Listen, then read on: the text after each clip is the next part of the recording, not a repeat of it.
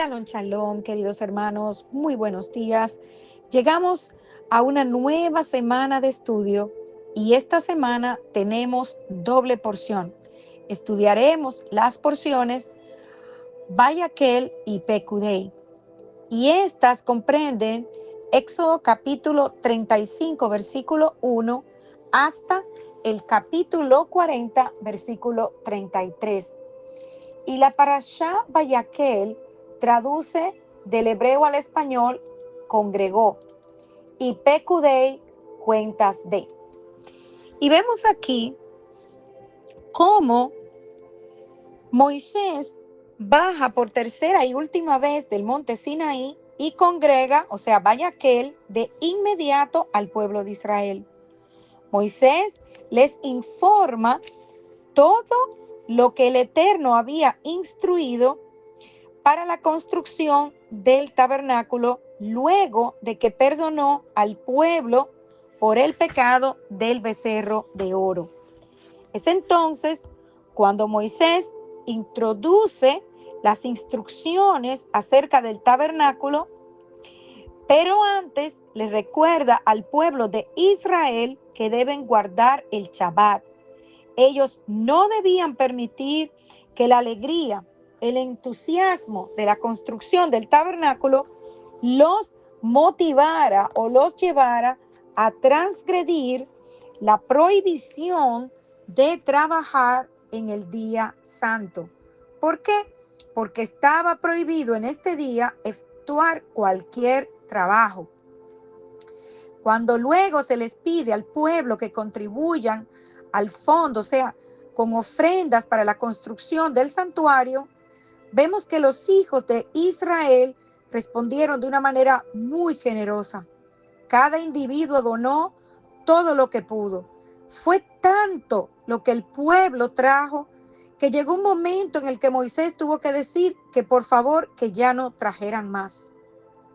Vemos también cómo las mujeres que estaban capacitadas tejieron el lino y otras cosas. Los príncipes de cada tribu ofrecieron piedras preciosas para el pectoral del sumo sacerdote, así también como aceite y especias para el incienso. Y las mujeres fueron de las que más donaron. Incluso trajeron espejos de cobre bruñido para la pila de bronce y su jarra, en donde los sacerdotes tenían que lavar sus manos y sus pies antes de ejercer su labor. Moisés hizo especial mención del hecho de que el Eterno había escogido a Betzalel de la tribu de Judá, un hombre sabio, comprensivo y de mucha experiencia para supervisar los detalles de la construcción. Y Betzalel fue ayudado por otro hombre escogido por el Eterno. Este fue Aholiab, de la tribu de Dan, que era un grabador y tejedor muy talentoso. Las contribuciones para la construcción del santuario fueron muy abundantes y vemos que se cumple lo que dice la Escritura de que debían traer ofrendas con un corazón agradecido. Es importante, hermanos, que podamos entender esto, porque el Eterno no recibe ofrendas si no vienen de un dador alegre. Vemos entonces, y retornando a la instrucción de no dejar de guardar el Shabbat, vemos la importancia de este día para el Eterno. Éxodo 35 del 1 al 2 dice que Moisés convocó a toda la congregación de los hijos de Israel y les dijo: estas son las cosas que el Eterno ha mandado que sean hechas. 6 días se trabajará, mas el séptimo será santo, día de reposo para Adonai, y cualquiera que en él hiciere trabajo alguno morirá. Esta es una advertencia muy fuerte y por esta razón vemos que los judíos religiosos hoy día se cuidan mucho de no hacer nada que pudiera considerarse como trabajo en el día de reposo. Pero vemos que aquí hay algo más. Hay un mandamiento más que se añade. Y esto lo podemos ver en el versículo 3. No encenderás fuego en ninguna de vuestras moradas en el día de reposo. Y esto lo podemos entender de dos maneras, hermanos. De manera literal, o sea, no debemos cocinar, no debemos hacer ningún trabajo. ¿Por qué? Bueno, analicemos un poco cómo era la vida del pueblo de Israel cuando estaba en el desierto. Sabemos que para ellos cocinar o mantenerse caliente, ellos tenían que encender una hoguera. Para ello, se necesitaba ir al bosque, cortar leña, transportarla, muchas veces distancias largas. Entonces, no es como hoy día que tenemos la facilidad de la electricidad. Y lo más importante de lo que podemos ver dentro del pueblo es que el Eterno le daba la provisión del maná. En 6 días ellos podían salir y recoger el maná. Pero había una instrucción especial, y es que en el 6º día el pueblo salía, recogía maná, tanto para el 6º día como para el Shabbat, indicando así que el 7º día era reposo para el Eterno, y si salían a buscar maná, no encontraban. Entonces, no debemos cocinar o hacer esfuerzo, no debemos transformar alimentos en ese día. Ese día es importante que estemos preparados, que nos preparemos el 6º día con la casa ordenada, limpia, la ropa que vamos a usar para el Shabbat, la comida. Claro, podemos calentar la comida porque no estamos transformando el alimento de un estado a otro estado. Pero la otra manera en la que podemos entender este mandamiento es no levantar discusión, no levantar contienda, ya sea en nuestros hogares o con un hermano. Si debemos resolver alguna situación, debemos tratar de posponer la situación hasta que termine el Shabbat, porque el Shabbat es santo, el Shabbat es sagrado.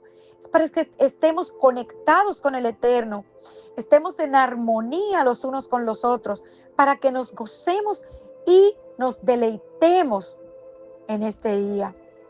La siguiente instrucción es la de el tabernáculo, las ofrendas, cómo el pueblo debía traer y qué debía traer.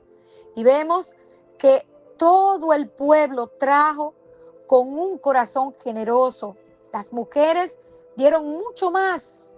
Éxodo 35:22 nos dice: vinieron así hombres como mujeres, todos los voluntarios de corazón, y trajeron cadenas, zarcillos, anillos, brazaletes y toda clase de joyas de oro, y todos presentaban ofrenda de oro a Adonai.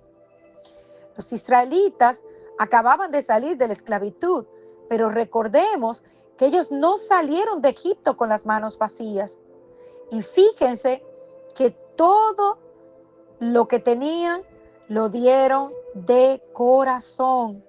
Hermoso esto, hermanos, ver cómo debemos dar con un corazón amplio, con un corazón agradecido.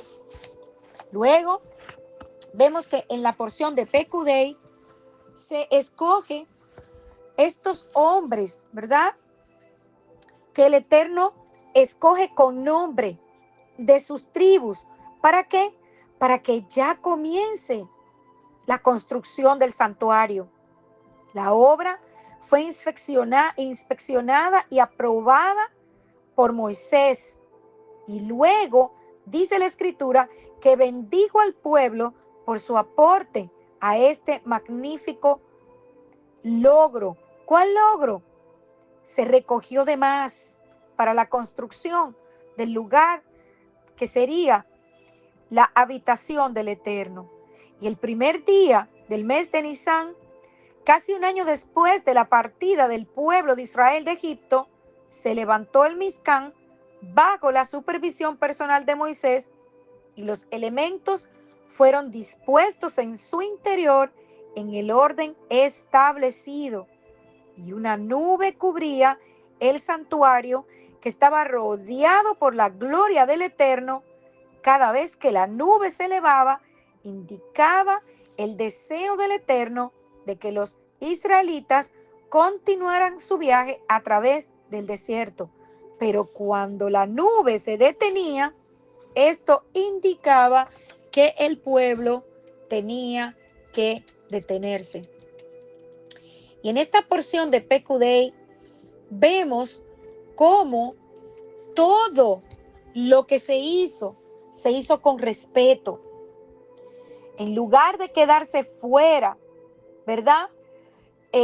Nadie dejó de aportar, ya sea con su trabajo, ya sea con la donación. Se hizo todo de una manera para la exaltación del Eterno. Vemos también cómo cada elemento que fue aportado representaba el corazón de cada persona. Al entrar Moisés en la tienda de reunión ya terminada, vemos que él escuchaba ya la voz del Eterno desde el santuario, desde el arca donde estaban los dos querubines, y desde allí el Eterno le hablaba. Qué hermoso ver cómo la presencia del Eterno llenaba todo el lugar. Amados hermanos, es importante que busquemos siempre la presencia del Eterno. El deseo del Eterno siempre ha sido habitar en medio de su pueblo. Es por eso que debemos vivir una vida de obediencia y santidad para que podamos recibir la manifestación del Eterno en cada uno de nosotros, en nuestras vidas. Recordemos que el Eterno no habita donde hay pecado, y es por eso que debemos mantenernos alejados de toda actitud pecaminosa, de toda cosa que no le agrada a Él. Shalom, shalom.